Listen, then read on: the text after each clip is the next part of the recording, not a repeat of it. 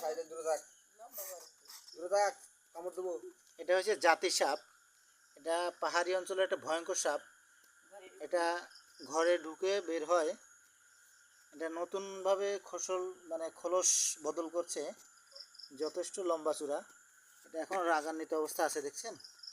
এটা এই যে হা করে আছে। সবাই সচেতন করে দে। আপনারা এই সাপে খুব সচেতন থাকবেন। দেখছেন এখনো কিভাবে রাগান্বিত অবস্থা আছে, হা করতেছে। নেসটা লইতেছে। এটা খুব ভয়ঙ্কর, যার নাম হচ্ছে জাতি সাপ বলে পরিচিত। এটা দংশন করলে মানুষ মৃত্যু শয্যায় চলে যায়। দয়া করে এগুলো থেকে আপনারা সতর্ক থাকবেন।